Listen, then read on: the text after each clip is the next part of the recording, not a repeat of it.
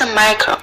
A microbe is a term used to describe organisms that are too small to be seen with the naked eye. A microbe can be a bacterium, archaea, fungi, protists, or a virus. The collection of microbes in the microbiome are not random.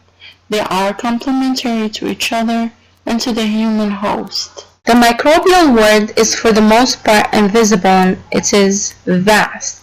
They are diverse and they can live in any conceivable environment. The microbes occupied every possible ecological niche.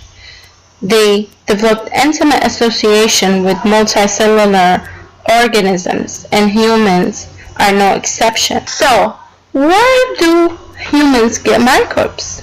We get it from other human beings. We also get it from our environment. Like we also pick up microbes that was shed by other human beings. We also ingest it from foods that we eat. Human microbiome is big by every measure. The number of organisms, the total volume, species diversity, genetic diversity.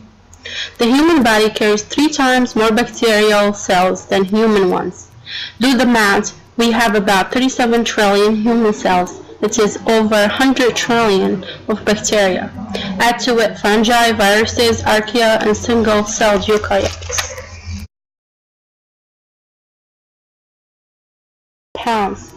The intestine and the colon contain one of the densest known microbial communities on Earth because they are convoluted. Normal microbiome includes around 1,000 different species. They are classified based on morphology, physiology, and metabolism. Technology has advanced the capacity to sequence genetic material from environment samples. Their diversity is a result of 3.5 billion years of evolution and the ability to adapt to most extreme environments. Human body always consists of a microbial community, whether it is exposed to the outside world or not. Microbial communities are mostly present on the surface of the skin, nasal passage, lungs, digestive tract, and urogenital tracts of the body. Microbes live on skin surface in pores, sweat glands, and even in hair shafts.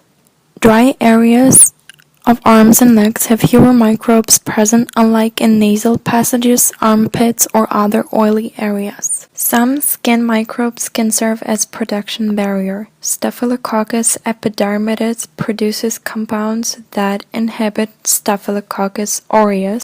Microbial communities are present on tooth surfaces, tongue, cheeks, and gums. Oral diseases and health, it all depends on the balance and harmony of the coexistence of microbial communities in the body and the immune system. Each person has a microbiome that performs functions similar to another's, even though the same jobs may be done by different microbial species in different individuals.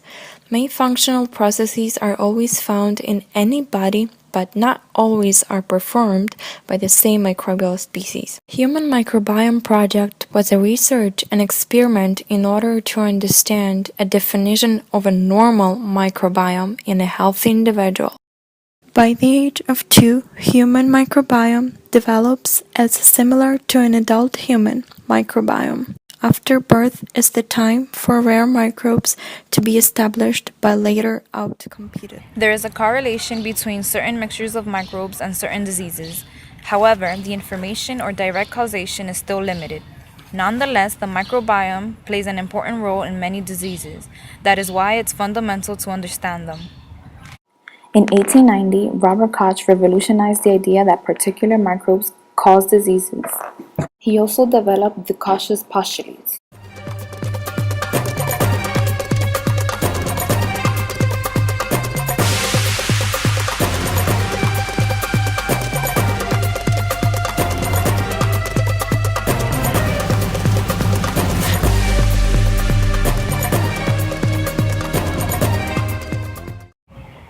Misconceptions that we want to clarify about the human microbiome. Number 1, the mere presence of microbiome do not cause disease.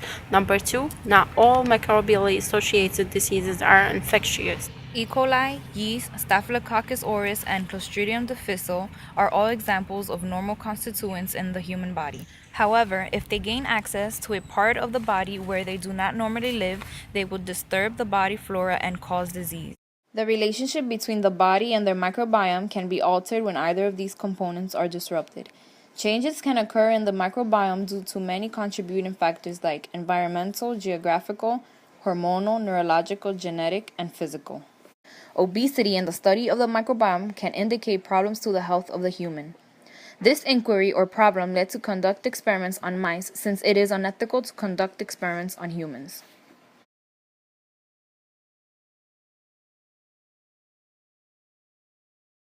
Known microbes can be introduced to the mice. Notobiotic. Microbes can be switched between mice, but their diet has to be controlled.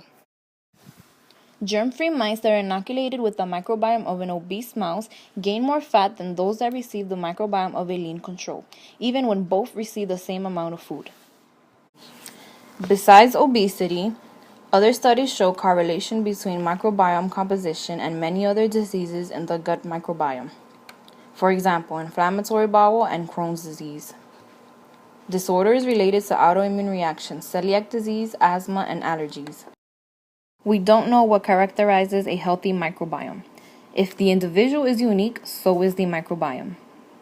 In order to keep your microbiome happy, your body and what you consume should be smart and healthy.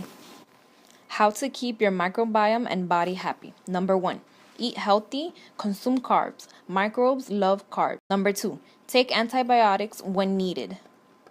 Number 3, eat microbes found in fermented foods like cheese, yogurt, similar microbes to your GI tract.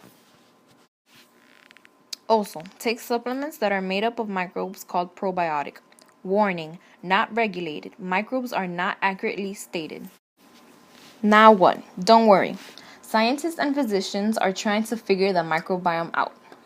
When they have a better understanding of the microbiome, they will implement the research and ideas on the pre and probiotic supplements. This then will guide the consumers on how to keep their microbiomes happy.